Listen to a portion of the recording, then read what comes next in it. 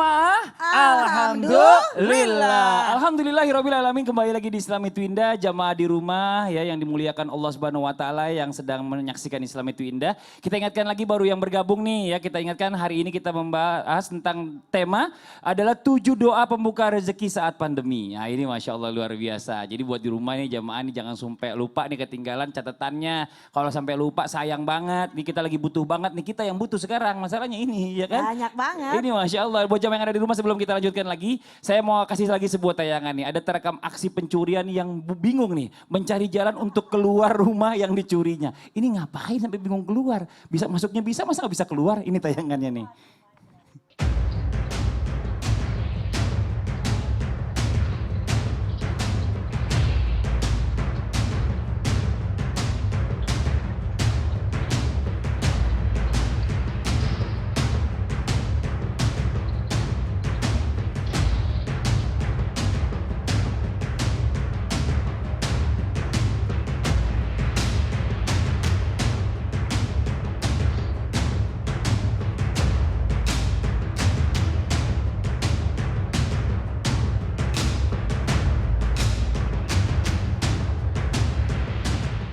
Ini apakah doa agar kita diberikan rezeki oleh Allah yang banyak ini cukup dan dijauhkan dari harta serta cara mencari rezeki yang haram. Karena kalau kita lihat tayangan tadi, ini kayaknya pencurinya bingung mau keluar rumah. Dan itu pernah terjadi dulu, nenek saya cerita, kakek saya itu baca doanya itu kalau nggak salah amalannya adalah satu doanya adalah bukan surah, ayat kursi. Sampai itu di depan rumahnya itu tiba-tiba tuh pencurinya lagi begini-begini. Seolah-olah kita lagi berenang, nggak tahu di tanah itu. Subhanallah. Itu coba mau izin penjelasannya, silakan Ustaz Syah. Baik, bismillahirrahmanirrahim. Tapi guru Ustaz Maulana, Ustaz Zalulung dan seluruh alim ulama yang dimuliakan Allah Subhanahu wa taala. Kalau dikatakan Mas Fadli, nenek dulu tuh baca ayat kursi, pencurinya udah tidak bisa keluar rumah. Jangankan ayatul kursi. Dahulu nenek kita cuma bismillah saja, bismillah itu sembuh penyakitnya orang kalau disentuh. Karena keyakinannya. Sekarang kita ngerukyah orang pakai Al-Baqarah nggak keluar-keluar jinnya. Makanya jinnya melawan sama kita karena beda keimanan mungkin karena kita anak milenial dengan orang-orang tua kita terdahulu, Masya Allah keyakinannya dengan ayat Al-Quran.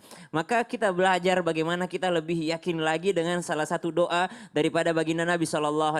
Dalam sebuah riwayat diceritakan bahwa ada satu doa yang membantah anggapan orang-orang yang mengatakan seperti ini. Jangankan mencari yang halal, yang haram aja susah Ustadz. Jangankan kita cari rezeki yang halal, yang haram aja susah. Yang seperti ini adalah anggapan yang keliru. Kenapa? Mau haram, mau halal, ya rezekimu segitu. Jadi orang yang paling rugi adalah orang yang mencari dengan jalan yang halal. Bukankah orang tidak akan pernah meninggal dunia sebelum habis jatahnya? Dan jatah kita sudah dijatah oleh Allah Subhanahu wa taala. Dijatah misalnya dia umurnya 50 tahun. Berapa jatahnya dia? 2 triliun misalnya. Dia cari dengan rezeki yang halal, dapat 2 triliun baru meninggal dunia. Dia cari dengan rezeki yang haram, dapat juga 2 triliun. Tapi rugilah yang mencari dengan yang haram. Kenapa? Yang dapat yang halal tadi alhamdulillah bebas daripada maksiat dan dosa. Tapi yang mencari dengan rezeki yang haram, sama-sama 2 triliun, tapi yang satunya dengan jalan yang salah. Maka naudzubillah min dzalik. Maka ada doa yang sangat indah. Allahumma kfini bihalalika an haramik wa aghnini bifadlika amman siwak. Ya Allah cukupkan aku dengan yang halal daripada yang haram. Karena ternyata yang membuat kita mencari yang haram karena kita tidak mengerti konsep rezeki. Bahwasanya yang halal itu sudah cukup untuk kita, hanya kita mencari kelebihan-kelebihan. Dan kelebihan itu ternyata yang diharamkan oleh Allah Subhanahu wa taala. Wa bifadli wa aghnini, dan ya Allah perkaya aku. Wa aghnini, jadikan aku orang kaya. Kaya dari apa? Bifadlika ya Allah. Dengan karuniamu, dengan redha atas kehendakmu, dengan yang namanya merasa tenang, merasa cukup atas apa yang kau berikan. Amman siwaka, sehingga aku tidak mencari lagi Tuhan selainmu. Karena banyak di antara kita ketika mereka merasa tidak cukup dari rezeki yang Allah berikan, mereka mencari Tuhan-Tuhan yang lain. Kemana Tuhannya? Minta di pohon, minta di kuburan, cari bertapa, mencari di goa, mencari rezeki di mana. Mencarinya bukan dengan jalan yang halal, tapi mencari dengan cara kesyirikan-kesyirikan. Maka lengkap sekali karena al-faqru itu orang kefakiran itu dekat dengan kekafiran. Ya, satu fakru, satu kufru. Ya, kalau dia fakir biasanya dekat dengan kafiran. Tidak mengatakan orang fakir semuanya kafir, tidak. Tidak mengatakan bahwa orang kalau sudah miskin dekat dengan kekafiran, tidak. Tapi kadangkala orang yang sedikit biasanya kefakiran itu membuat orang berpikir aneh-aneh. Mencari Tuhan selain Allah Subhanahu wa taala, maka dilengkapi doanya dengan mengatakan wa agnini, perkaya aku ya Allah, bifadlika amman siwaka ya Allah, dengan karuniamu ya Allah sehingga aku tidak mencari jalan selain daripada jalan yang kau halalkan. Wallahu a'lam. Masya Allah, jazakallah khairan Sama-sama, Mas katsira. Fadli. Jadi bicara masalah tentang harta yang halal juga ini pengaruhnya juga sangat besar ya. Waduh, Jadi buat hidup kita ini nggak subhanallah. main-main gitu. Nah sekarang nih kita lanjut lagi nih. Ada seseorang yang dari gajinya besar tiba-tiba dia memutuskan untuk berhenti dan memilih jadi mu'alaf dan bekerja sebagai pedagang es cincau. Nah buat jemaah yang mungkin yang nggak percaya langsung aja kita lihat tayangannya. Ini tayangannya nih. Saya kerja di tambah hiburan, Ya, pemasukan sebulan bisa sampai 100 juta. Bisa. malah. Malah, Insya Allah. 2 tahun. Saya rasa lebih tenang lah. Oh, lebih tenang. Masalah begini kalau kita lagi pusing kan, Ya. doa, baca doa itu saya enak. Saya nggak pikir itu benar gitu. Tapi alhamdulillah sekarang di jalan. Ada aja ya. Ada kerjaan kan di sini. Oh, gitu. Benar anak saya mau bikin sepatu. Mau bayar sekolah 300. Lalu saya pusing. 300 dari mana? Gara-gara udah jam 5. Gara-gara bapak sini. Ini bapak. Saya bisa jam 4 300. Ya Allah, sama-sama saya minta. Jadi Allah jadi tolong saya. Jadi dia tolong saya terus. Saya percaya ayah Allah berbagus buat saya lebih lagi itu.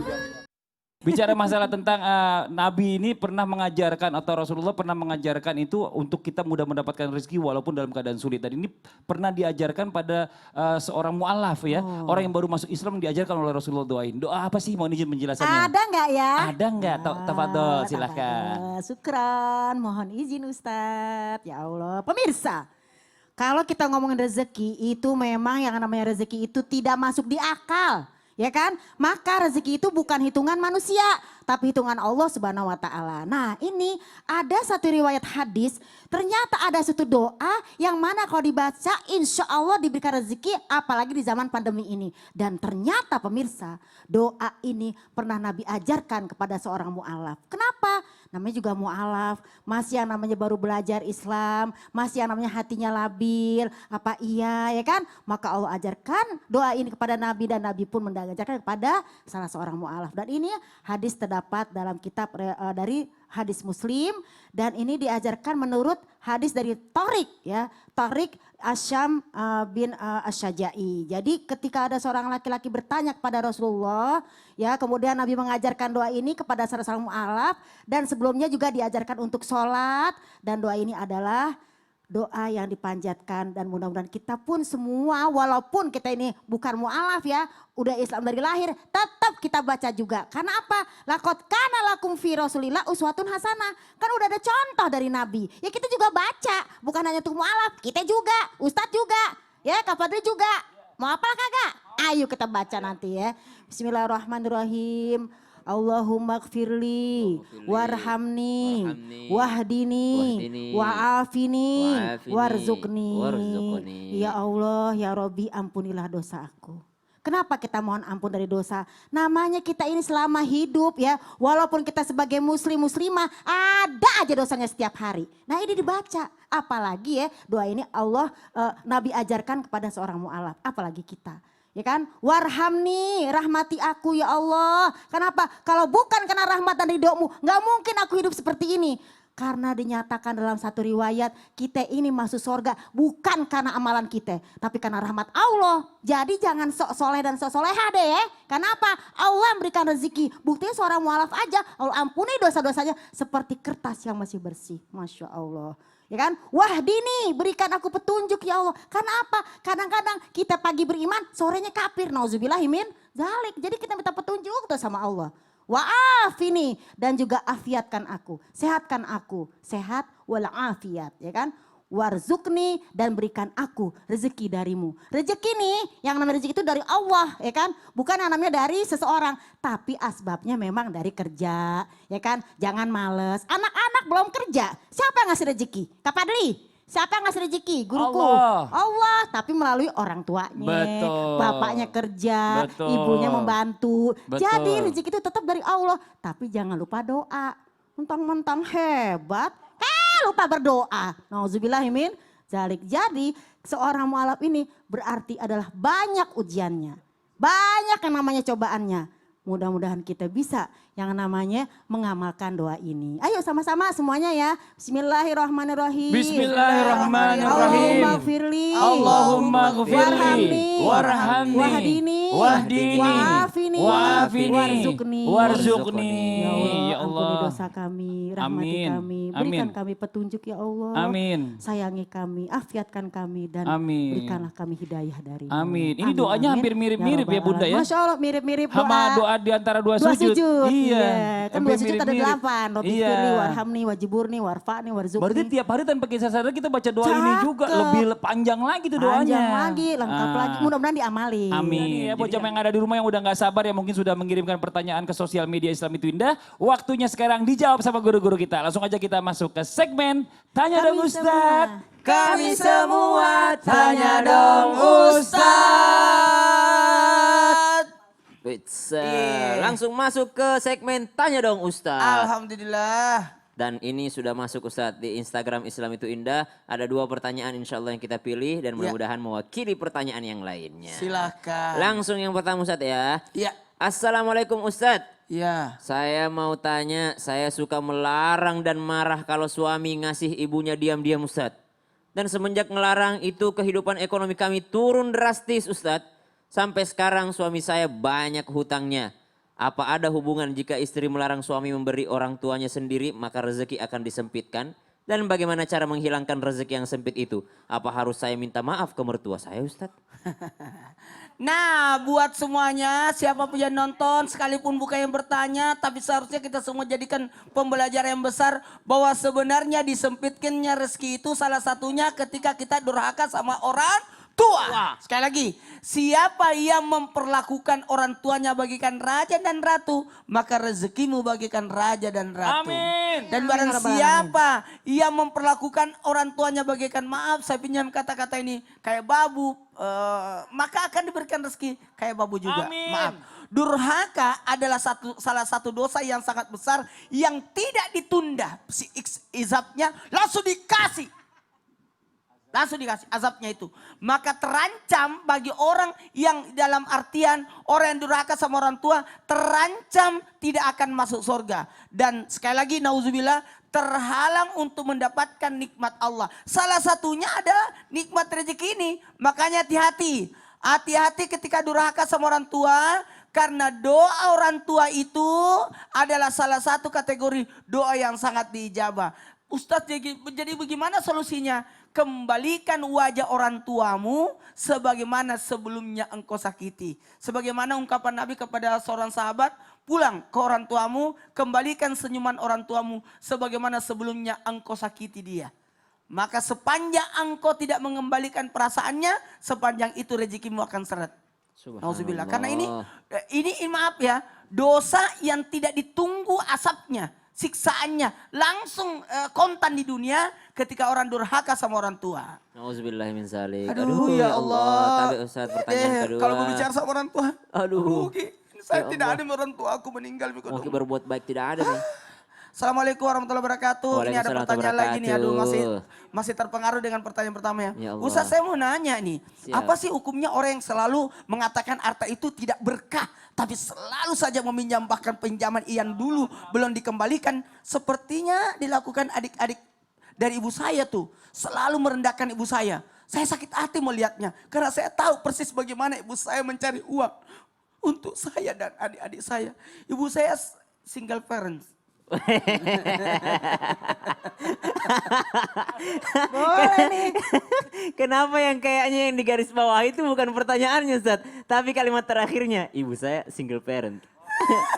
Iya, tapi nggak bisa ketemu Ustadz Maulana karena ibunya sama kayak Ustadz Maulana, suka ngasih-ngasih orang Ustadz. Anaknya yang sakit hati. Jadi anaknya ini sakit hati karena ibunya itu terlalu royal sama saudara-saudaranya. Bahkan nggak mau nagih ke saudara-saudaranya. Jadi katanya kalau ditagih dibilang ibunya rezeki itu nggak akan berkah kalau ini dan ini dan ini. Maka dikatakan bahwa kita sebagai yang punya piutang juga wajib untuk mengingatkan. Ketika sudah mengingatkan dan kita mampu untuk menagihnya, tagih terus. Tapi kalau memang tidak mampu untuk menagihnya dan kita ada kemampuan yang lain, maka wa antasaddaqu khairul lakum. Kalau kalian sedekahkan itu lebih baik untuk kalian. Tapi ini agak susah sedikit makomnya gitu. Cuma kalau ya udahlah ya, daripada jadi sakit hati, uang juga kembali enggak, sedangkan dia adalah paman kita, tante kita. Urusan sakit hati biar Allah yang balas. Urusan kebaikan ibu Allah juga yang membalaskannya. Kita sebagai anak mengingatkan. Mengingatkan siapa? Mengingatkan ibu kita untuk menagih saudara-saudaranya. Kenapa? Karena juga termasuk kezaliman kalau kita enggak menagih kepada orang yang berhutang kepada kita. Takutnya nanti di hari kiamat mengatakan begini. Kan ada orang al-muflis.